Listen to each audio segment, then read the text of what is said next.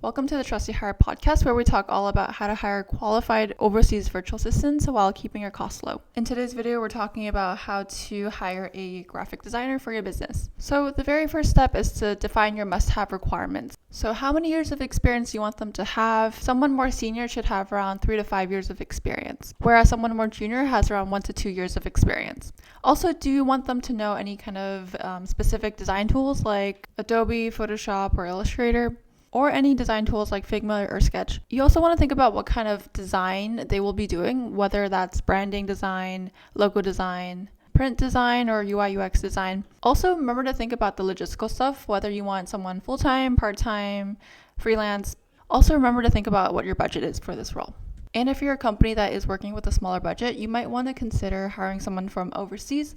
This can save you a lot in hiring costs. For example, if you were to hire someone from the US for $5,000, you might be able to hire someone from the Philippines for just $1,000.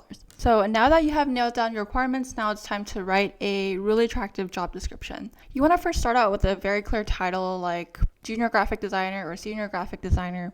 In the first paragraph of this job description, you want to give a brief overview of your company, what your company's mission is. And then in the next part, you want to lay out all the requirements for this role, whether that be creating social media content, designing marketing materials, or anything else. Then following that, you want to mention in bullet points what are the exact qualifications you want in this person, including any technical skills, education, years of experience, or design philosophies that they've followed in the past. At the end of the job description, you want to give some details on how they should apply. I would probably suggest asking them to submit their resume and also a portfolio of their past work. Now moving on to the next step, you want to now find your candidates. So the easiest way to do this is through job boards. So you can post your job description that you've just written on job boards like LinkedIn or Indeed.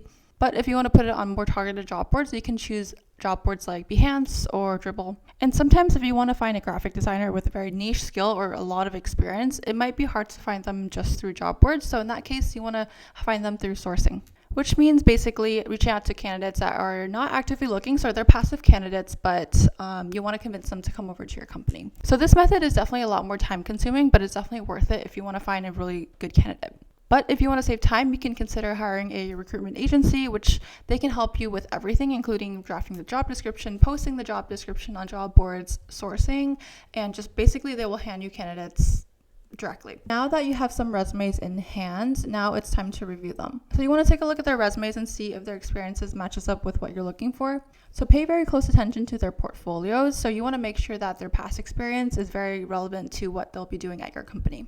Also take a look at where they've worked in the past, whether it's freelance, at an agency, or in-house. So if you're looking for a long-term graphic designer to stay at your company full-time, you probably want to look for other graphic designers that have experience with working at a company in-house for an extended period of time. Next up, you want to conduct interviews. This step is all about assessing whether or not the candidate is a good fit for your company. And if you have a bigger team, you might want other team members to interview this person as well. In the interview, you want to start off by kind of a friendly introduction about your company, what your company does, your mission, and what the responsibilities of this role is going to be. Then you want to ask them about their background and also what motivated them to apply. Then you want to dive deep into their design process. So how do they tackle design projects from start to finish? I actually have a blog post linked below in the description box that will go over exactly the most common questions to ask a graphic designer in an interview. And if you want to gauge their technical skills, you might also want to do an assessment. So in this assessment, you can ask them to critique a piece of your work and see kind of how their thought process is like. And at the end of the interview, you want to save some time for them to ask you any questions. This can kind of gauge whether or not they're really interested in the role or how interested they are in the role. And if you want to further assess their design skills, you can assign them a take-home assignment where you can ask them to design something, but make sure to give them very clear instructions. Also, make sure to compensate them for their time for completing this take-home assignment. So after you've narrowed down your candidates, it's now time to check references. So in the references call, you want to ask about their past experiences, their strengths and weaknesses, and overall how they handle feedback. So once you've found your top candidate, it's now time to extend an offer. So you want to draft in a formal offer letter outlining their salary, their responsibilities in the role. It's kind of nice to also deliver this news in person or through the call. And once they accept the offer letter, now it's time for onboarding. So onboarding is something that a lot of employers often kind of look over, but it's actually very important.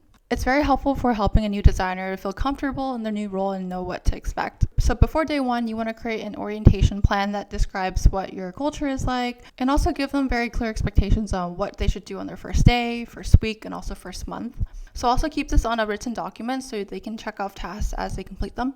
And also remember, in the first few weeks to the first or second month, you want to keep frequent check-ins with them so that they know that you can support them and that they are fully up to speed with their role. So that's it for today's video. Don't forget to like and subscribe, and I'll see you in the next one.